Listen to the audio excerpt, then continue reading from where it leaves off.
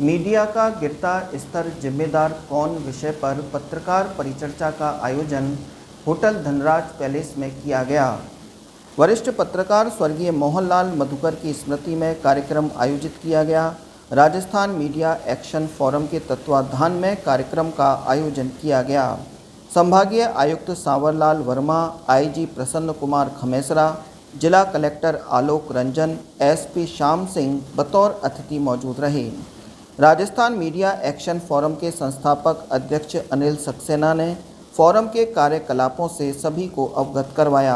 वक्ताओं में वरिष्ठ पत्रकार एवं साहित्यकार मोहनलाल मधुकर की व्यक्तित्व व कृतित्व पर प्रकाश डाला। पूर्व सांसद पंडित रामकिशन, वरिष्ठ पत्रकार राकेश वशिष्ठ, गोविंद शर्मा, नदवई मंगतूराम शर्मा, आदर्श मधुकर, डॉक्टर अशोक गुप्ता, अशोक धाकरे, ममता मधुकर, राजीव झालानी, गंगाराम पाराशर, ललितेश कुशवाहा आदि मौजूद रहे। कार्यक्रम संयोजक मूर्ध्वज सिंह ने सभी आगंतुकों का आभार व्यक्त किया। कोई मंत्री आता है और मेरे पत्रकार लाइन लगा के खड़े, क्यों? क्या पीत पत्रकारिता कर रहे हैं या कुछ और आप चाहते हैं? पत्रकारिता निष्पक्ष हो, सत्यनिष्ठ हो, एक नई दिशा देने वाली हो देश को, समाज को, वो पत्रकारिता है।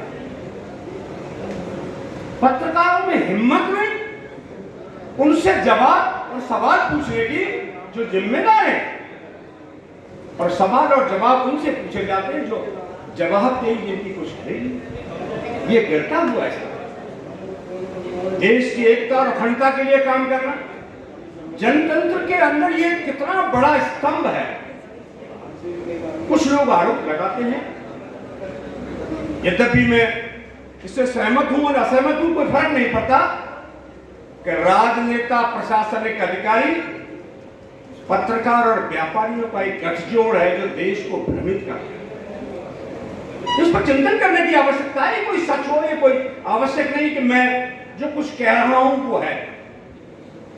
हमारे देश को उठाने के लिए प्रशासनिक अधिकारी आगे बढ़ा रहे, लेकिन नीतियां निर्धारित कौन कर रहा है?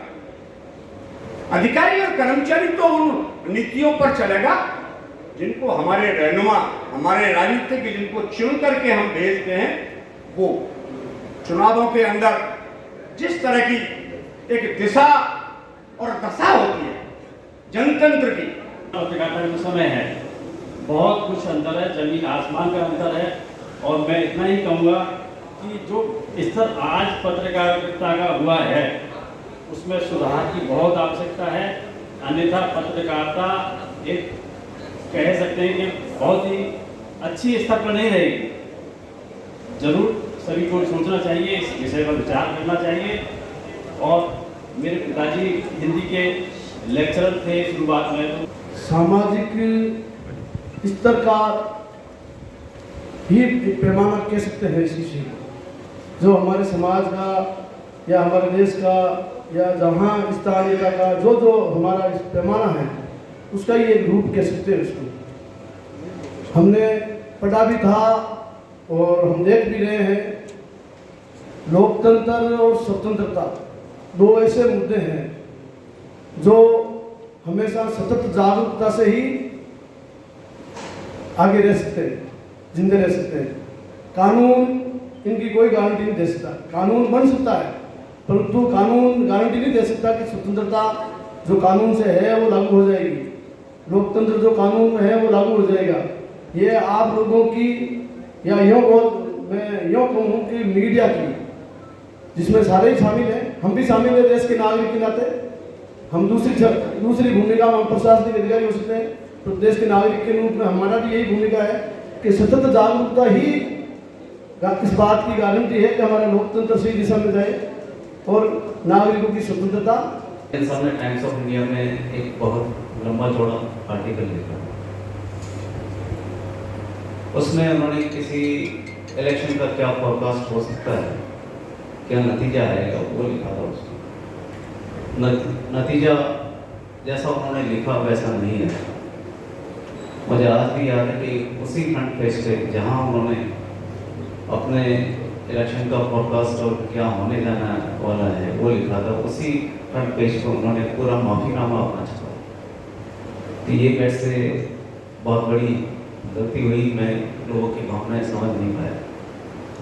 तो इस किस्म के पत्रकार भी हमारे देश में रहे हैं।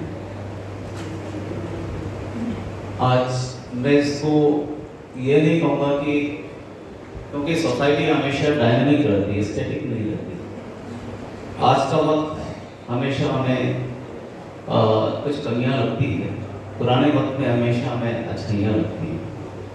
ये सभी की एक वक्त की ह्यूमन टेंडेंसी अपन जो कह सकते हैं। मैं इसको इस तरीके से कहना चाहूँगा कि पत्रकारिता मीडिया बदल गया है, परिवर्तित हो गया। अब इसको किस वे में आगे लिया जाए ये तो हिस्ट्री आगे जाके लिखेगी कि अच्छा था या बुरा था, किस तरीके से। लेकिन ये जो परिवर्तन हुआ है ये बहुत मेजर चेंज हुआ है।